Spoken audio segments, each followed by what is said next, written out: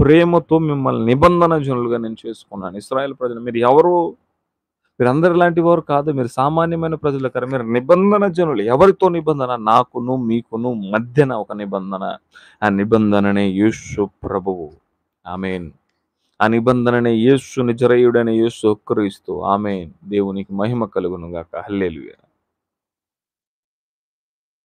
ప్రియమైన వారలారా ఆలోచించండి. ఆ నిబంధన ఈ లోకానికొచ్చింది. ఆ నిబంధన ఒక దాసుని రూపము ధరించింది. ఆ నిబంధన దేవుని రూపమును పోలినదై ప్రేమను, సాత్వికమును, దయను, కరుణను ఆయన ఆ రూపముగా నిబంధన ఈ భూమిలో పుట్టింది. మొలకగా పుట్టింది. మరియ గర్భమందు పుట్టింది. పుట్టిన ఆ నిబంధన 24 గంటల సేపు పాపుల కొరకును, ప్రజల కొరకును వేదన పడుతూ ఏ పాపము లేని ఆ నిబంధన, ఏ కల్మషము లేని ఆ నిబంధన, ఏ వ్యాధి లేని ఆ నిబంధన, ఏ బాధ్యత లేని ఆ నిబంధన, నిత్యము స్తుతుల మధ్య ఉన్న నిబంధన, నిత్యము యొక్క ప్రేమలో నివసించిన ఆ నిబంధన. ప్రియ సహోదరుడా, ప్రియ సహోదరి ఆలోచించు. ఈ నిబంధన ఎక్కడ ఉన్నది? అది పరలోకములో ఉన్న నిబంధన. అది ప్రభువు చెంత ఉన్న నిబంధన.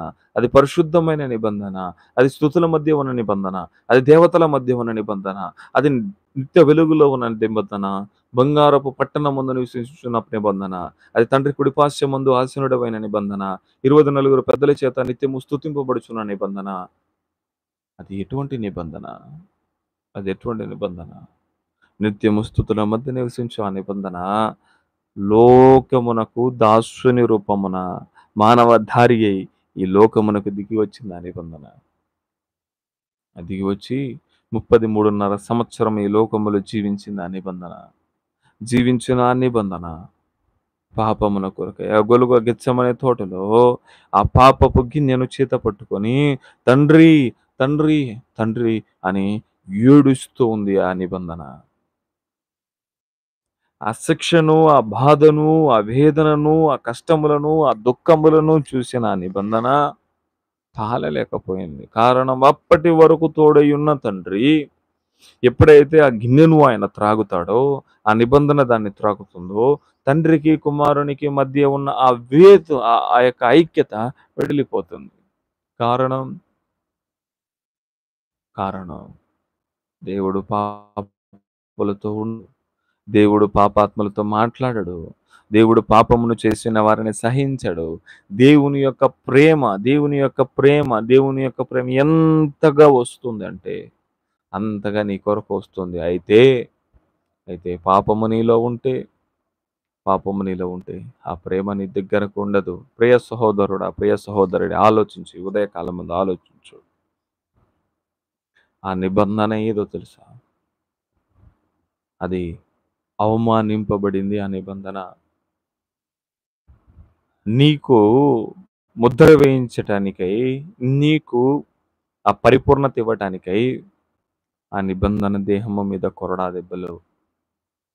నీకు విడుదల ఇవ్వటానికై ఆ నిబంధన దేహం మీద ముళ్ళ కిరీటం.